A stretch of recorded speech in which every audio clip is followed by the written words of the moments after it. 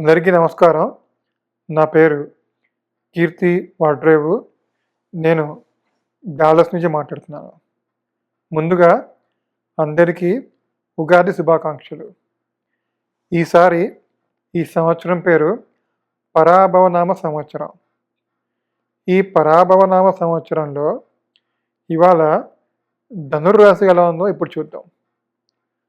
ధనుర్రాశి వాళ్ళకి ఈసారి ఆదాయం 14, వ్యయం 11, రాజపూజ్యం 5, అవమానం 6.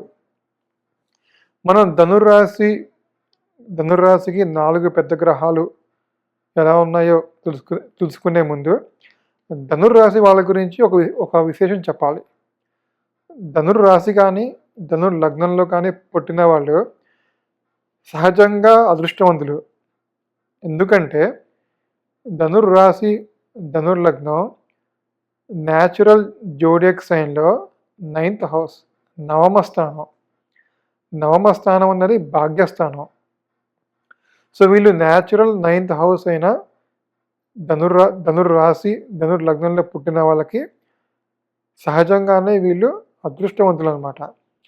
సో వీళ్ళు జీవితంలో ఎట్లాంటి కష్టాన్నైనా ఎదుర్కొని ముందుకి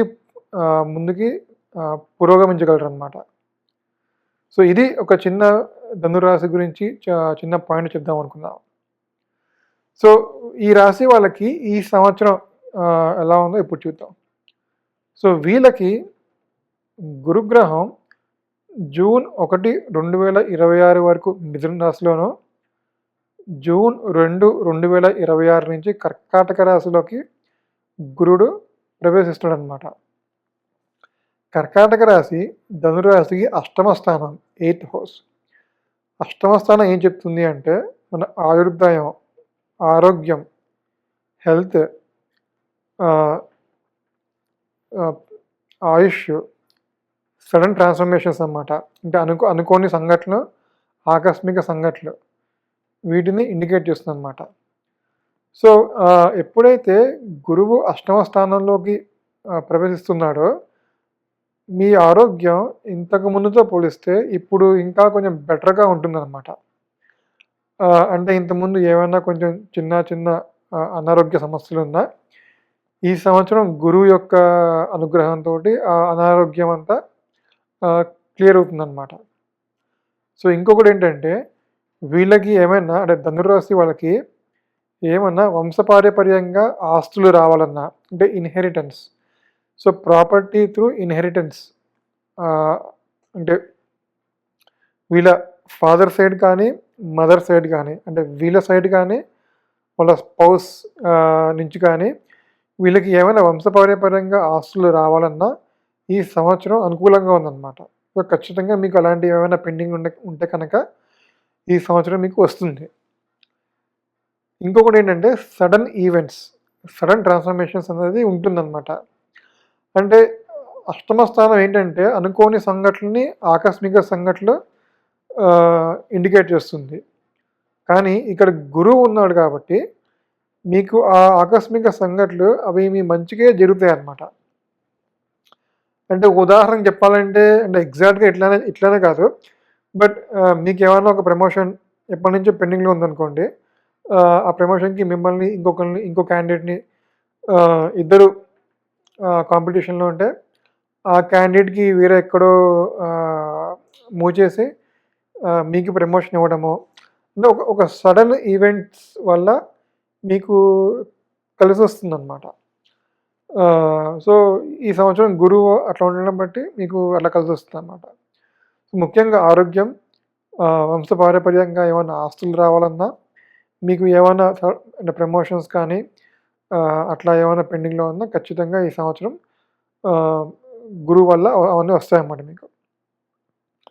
సో ఇది గురువు వల్ల ఈ సంవత్సరం ఫలితాలు అనమాట. ఇంకొకటి నెక్స్ట్ శని గ్రహం గురించి చూద్దాం. శని భగవానుడు ఈ సంవత్సరం అంతా చతుర్థమైన మీనరాశిలో సంచారం. సో చతుర్థ స్థానం ఏం చెప్తుంది అంటే ఇల్లు, వాహనాలు, మదర్ ప్రాపర్టీస్, అంటే డొమెస్టిక్ ఎన్వైర్న్మెంట్, వీటిని ఇండికేట్ చేస్తుందన్నమాట. సో చతుర్థంలో శని అంటే అర్ధాష్టమ శని. సో ధనుర్రాశి వాళ్ళకి ఈ సంవత్సరం అర్ధాష్టమ శని ఉందన్నమాట. సో అర్ధాష్టమ శని ఉంటే కొంచెం చిన్న చిన్న చికాకులు, ఇంటి విషయాల్లో కొంచెం రెస్పాన్సిబిలిటీ పెరగటము, లేకపోతే ఇంటి విషయాల్లో కొంచెం ఖర్చులు, అంటే ఇల్లు లేకపోతే వాహనం, కొంచెం ఖర్చులు పెరగడం, మీ తల్లిగారి ఆరోగ్యం కొంచెం అటు ఇటుగా, అంటే కొంచెం అనారోగ్యంగా ఉండడం, అట్లా అట్లా ఉందన్నమాట. పైగా శని చతుర్థం నుంచి దశమాన్ని చూస్తాడు. అంటే మీ ప్రొఫెషన్‌లో కూడా మీకు కొంచెం పని ఒత్తిడి రావడం, కొంచెం అనుకోని వర్క్ మీకు అసైన్ అవ్వడం అన్నది ఉంటుంది. సో ధనుర్రాశి వాళ్ళకి కొంచెం ఇంట్లో ఒత్తిడి, ఆఫీస్‌లో కూడా కొంచెం ఒత్తిడిగానే కనబడుతుంది. సో మీరేం చేయాలంటే కొంచెం బాగా పేషెన్స్ తోటి డీల్ చేయాలి వాటిల్ని. మీకు ఏమైనా కొంచెం ప్రెషర్ అనిపించినా, అనుకోని ఖర్చులు, అనుకోని సంఘటనలు జరిగినా పేషెన్స్ తోటి, సహనంతోటి డీల్ చేస్తే అవి మీకు అంత ఇబ్బందిని కలిగించవు. సో ఇంకొకటి, ఈ శనిగ్రహం యొక్క దోషం తగ్గాలంటే మీరు ఖచ్చితంగా శివాలయానికెళ్ళి శివుడికి అభిషేకం చేయిస్తే ఖచ్చితంగా మీకు శని యొక్క దోషం ఉంటే కనుక అది తగ్గి మీరు చేయబోయే పనుల్లో మీకు ఆటంకాలు లేకుండా మీరు ముందుకెళ్ళడానికి వీలుంటుందన్నమాట. సో ఇది శని గురించి ఈసారి. ఇంకా మిగిలింది రాహుకేతువులు. సో రాహుకేతువులు డిసెంబర్ 5, 2026 వరకు కేతు సింహంలోను, రాహు కుంభంలోను, డిసెంబర్ 6, 2026 వరకు కేతు కర్కాటకంలోను, రాహు మకరంలోను ప్రవేశిస్తున్నారనమాట. సో ఏంటంటే ధనుర్రాశికి రాహు 2nd హౌస్లోను, కేతు 8th హౌస్లోను సంచారం. సో వీటి వల్ల ఏంటంటే మీకు కొత్త అంటే మనీ సంబంధించిన వ్యవహారాల్లో మీకు కొత్త ఆపర్చునిటీస్ రావడానికి ఆస్కారం ఉందన్నమాట. సో మీకు ఫైనాన్షియల్గా కొంచెం ఆపర్చునిటీస్ గ్రో అవ్వడానికి స్కోప్ ఉంది. కానీ మీరు మీ స్పీచ్ని కొంచెం జాగ్రత్తగా కంట్రోల్ చేసుకోండి.